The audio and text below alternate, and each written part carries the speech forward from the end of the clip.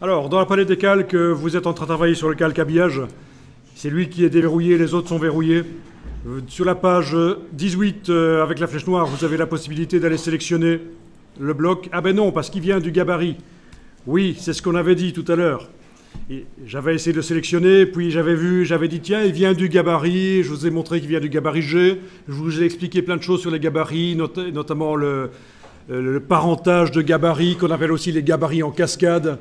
Le G qui était fait au départ du F, qui lui-même était fait au départ du B, bon, peu importe.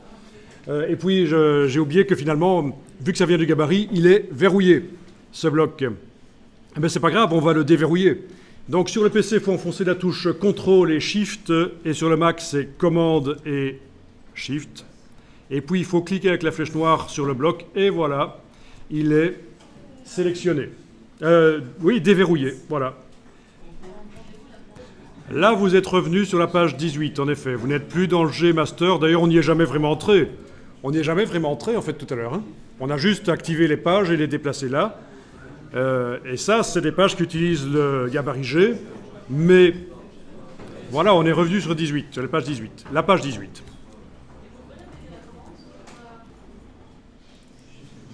Voilà, alors techniquement, ce bloc peut contenir une image. On peut rapidement importer une image, fichier importé, ou alors on peut même aller en copier une qui existe déjà dans le document, c'est pas interdit. Si vous faites ceci, vous allez sur les images qui sont là sur le côté. Ah oui, il faudrait peut-être déverrouiller images et texte, parce que vu que ce sont des images normales, je déverrouille le calque images et texte. D'accord ? En cliquant sur le verrou.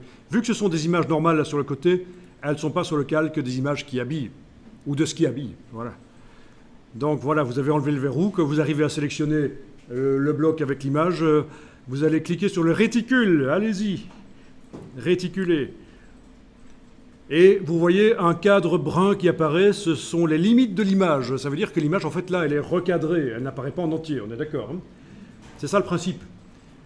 Je clique à côté, je clique sur le bloc n'importe où sauf sur le réticule. Je clique, pas double-clic, hein ? Ça sélectionne le conteneur, le bloc. Mais si je veux sélectionner le contenu, travailler sur le contenu, il faut que soit que je double-clique sur le bloc à cet endroit-là, n'importe où, sauf sur le réticule, soit que je clique sur le réticule, voilà. On est au niveau inférieur, on est en train de travailler le contenu du bloc.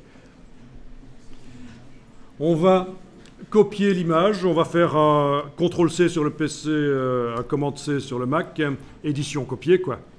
Et puis on va aller voir ce qui se passe, tiens, quand on va activer le bloc ici, et qu'on va demander de coller l'image dedans.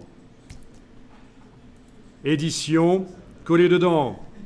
Dans la version anglaise, edit, paste, in place. Ouais, ça doit être ça. C'est ça, paste in place ou into, paste into, oui, c'est ça, voilà. Voilà, coller dedans. Ok, elle est dedans. Voilà, et avec le petit réticule, vous pouvez encore la bouger.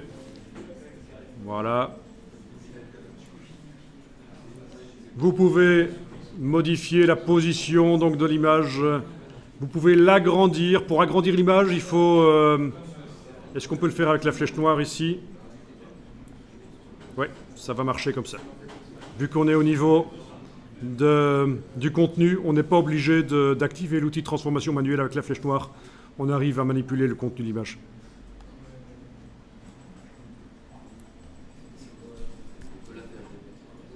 Voilà, c'est juste un test parce qu'on va l'effacer en fait. Mais enfin, vous voyez, comme ça vous voyez qu'on aurait pu faire fichier importer, aller chercher un fichier qu'on aurait mis précédemment, qu'on aurait mis au préalable dans le dossier links de préférence, dans le dossier des liens, pour faire les choses proprement. Oui, donc voilà, pour redimensionner la photo à l'intérieur du bloc, flèche noire, je clique sur le réticule, je suis en train de travailler sur la photo, on voit ses limites. Avec la flèche noire et la touche majuscule, je lâche ce bouton la souris, puis la touche majuscule. C'est pour garder les proportions.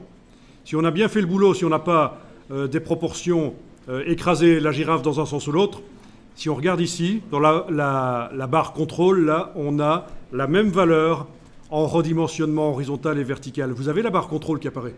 Non. Bon, si vous ne l'avez pas, alors voilà, il faut aller dans le menu Window et il va falloir choisir Contrôle. Je pense que ça s'appelle comme ça aussi en anglais. Et ça fait apparaître cette barre qui vous montre plein d'options en fonction de l'outil et ce que vous êtes en train de faire. En fonction de l'outil activé et ce que vous êtes en train de faire, ça vous montre plein d'options. Ok, peu importe donc l'image. Alors, ben voilà, vous avez vu, hein. On va enregistrer le document. Et dans la version suivante du document, on va effacer l'image et la remplacer par du texte. Comme ça, vous voyez que l'habillage peut se faire aussi avec du texte. C'est très intéressant. Donc, fichier enregistré sous. Et on va remplacer ici le numéro du document. 128 va devenir 129. On enregistre dans le dossier d'assemblage qu'on a téléchargé tout à l'heure.